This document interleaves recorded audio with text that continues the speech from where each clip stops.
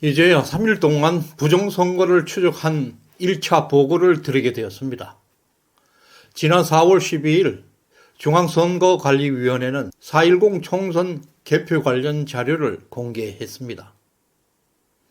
이 자료들을 분석하기 위해서 여러 시행착오를 겪으면서 결국 중요한 오류를 발견할 수 있는 설계도를 완성할 수가 있었습니다. 이 과정에서 놀라움과 공포 그리고 흥분의 감정이 교차되었습니다.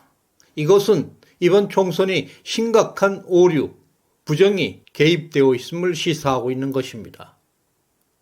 이번 총선은 4년 전 4.15 총선을 뛰어넘는 한 단계 업그레이드된 부정선거 패턴이 발견되고 있습니다. 곧 서울과 경기도 그리고 충청도를 대상으로 3개 지역을 꼼꼼히 조사할 것입니다.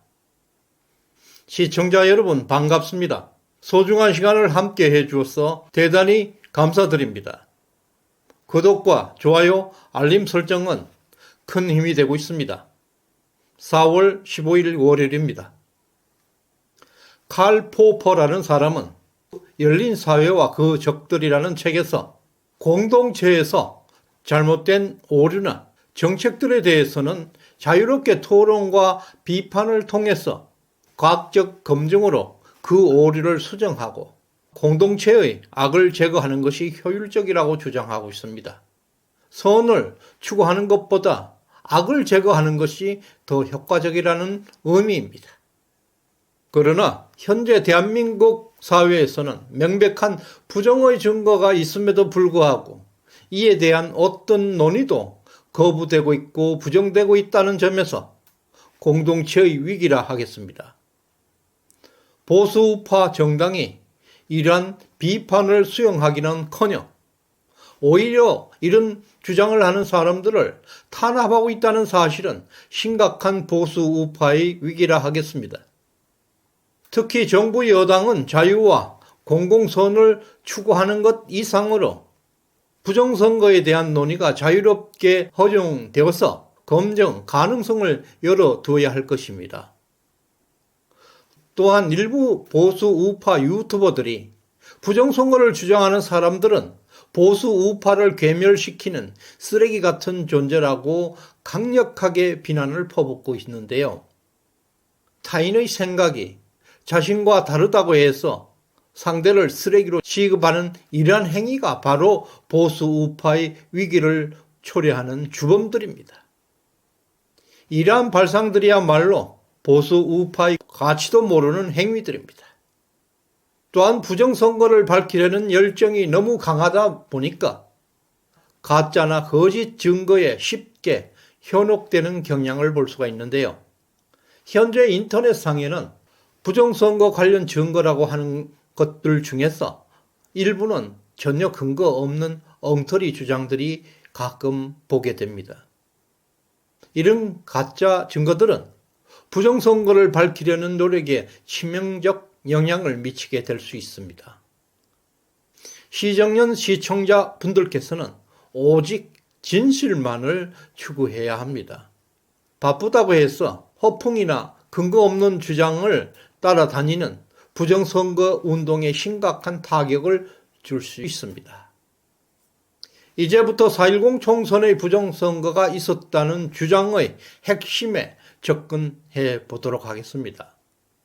오늘의 결론은 45개 선거구를 대상으로 한 일시적 분석 결과입니다.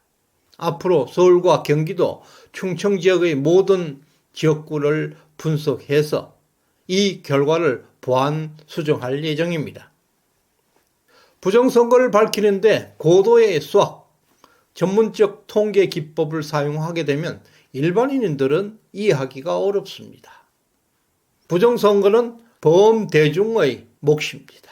따라서 일반인들도 쉽게 이해할 수 있는 방법으로 설명하는 것이 상식적이라 하겠습니다. 오늘 제가 제시하고 있는 부정선거를 증명하는 데 중요한 기초적 배경 설명이 되겠습니다. 첫 번째, 투표율이 총선 결과에 미치는 영향에 대해서 분석해 보았습니다. 그동안 사전투표율이 높으면 민주당에게 유리하다는 주장이 있었지만 이것은 사실과 달랐습니다. 관외와 관내 사전선거 투표율을 합한 총 사전투표율이 높든 말든 총선에서 승리와 패배는 골고루 분포되고 있음을 확인할 수가 있었습니다. 이것은 이번 총선에서 보수 우파 유권자들에게도 사전투표에 적극적으로 참여했다는 사실을 반영하고 있습니다. 또한 본투표에 대해서도 비슷한 결과를 얻었습니다. 지금까지 본투표율이 높게 될 경우 국민의힘에게 유리하다는 주장들이 많았습니다. 이것 역시 사실과 달랐습니다. 본투표율이 높거나 말거나 총선에서 승리와 패배는 균등하게 나타나는 것을 볼 수 있습니다. 결론적으로 사전투표율과 본투표율 등 투표율은 총선 승패에 결정적 영향을 미치지 않았다는 것입니다.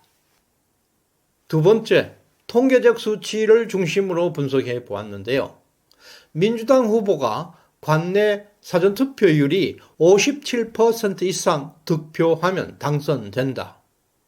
마찬가지로 관외와 관내를 합친 총 사전투표 득표율이 57% 이상을 기록하면 당선된다는 가설이 가능합니다. 이것이 암시하는 의미는 놀랍습니다. 민주당 후보자들은 본투표 결과와 상관없이 이미 사전투표에서 승패가 결정되고 있다는 무서운 의미가 포함되어 있습니다. 그 반면에 국민의힘 후보자가 승리하기 위해서는 본투표에서 무려 57% 이상 득표해야 당선될 수 있다는 역설이 성립하고 있습니다. 여기에서 57%란 숫자에 들어있는 의미는 분명 어떤 함의가 있었을 것입니다. 추가 자료를 통해서 그 진실을 명확하게 파악할 수 있을 것이라 생각합니다. 세 번째, 4.15 총선과 비교했을 때 이번 선거에서는 더욱 교모하게 사전투표가 조작되었다는 의혹이 짙습니다. 구체적으로 관내 사전투표에서 민주당 후보가 국민의힘 후보보다 15%포인트 이상 높은 득표율을 기록하면 반드시 당선된다는 가설이 또 등장하게 됩니다. 우리는 이러한 가설들이 어떻게 조작되어 왔는지 반드시 밝혀내야 합니다. 지금까지 말씀드린 세 가지 명제에서 심각한 오류를 우리는 발견할 수가 있습니다. 우리는 중앙선거관리위원회에서 제공한 원본 데이터를 단순히 숫자의 불일치를 발견하려는 목적이 아닙니다. 그 숫자 속에 숨어있는 비상식적이고도 이상한 부정의 조작을 찾아가는 여정에 있습니다. 앞에서 첫 번째 명제에서 사전투표가 민주당에 유리하다는 명제를 반증하였습니다. 실제로 선관위 자료에는 민주당의 주력부대 40대는 서울에서 42만 6천 명이 사전투표에 투표했습니다. 반면에 국민의힘 주력부대 60대는 무려 55만 4천 명이 서울에서만 사전투표에 참가했습니다. 무려 40대보다 12만 8천 명이나 더 많이 사전투표를 한 것입니다.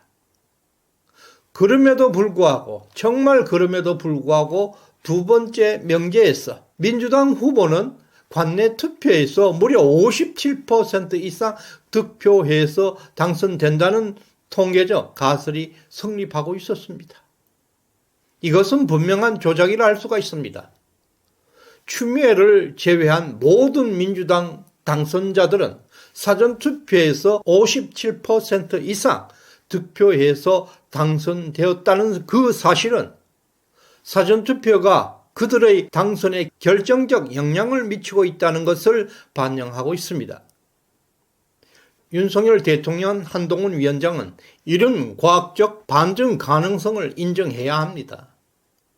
이것은 선관위에서 나온 자료입니다. 이번 총선은 우리가 피한 것이 아닙니다. 이번 총선은 나라를 살리기 위한 철의 기회라 하겠습니다. 이런 분석의 목적은 선관위의 공식적인 데이터에 규칙적인 오류를 발견하려는 목적이 아닙니다. 말씀드렸다시피 부정선거를 단정할 수 있는 반성적 오류를 발견하는 것이 목적입니다. 지금 살펴본 것은 단순히 45개 선거구의 자료를 정리하는 과정에서 나타난 것일 뿐입니다. 서울, 경기, 충청권의 자료 분석이 완료되게 될 때, 그 방대한 자료를 분석할 때 부정선거의 명백한 규정이 완벽하게 규명되리라 기대하고 있습니다. 여러분의 많은 성원을 부탁드리겠습니다. 오늘 후원해 주신 변경교님 너무나 큰 성원에 감사드립니다. 이재인님, 최연수님, 덕자님 진심으로 감사드립니다. 충성! 끝까지 시청해 주신 여러분께 감사의 마음을 전합니다. 고맙습니다.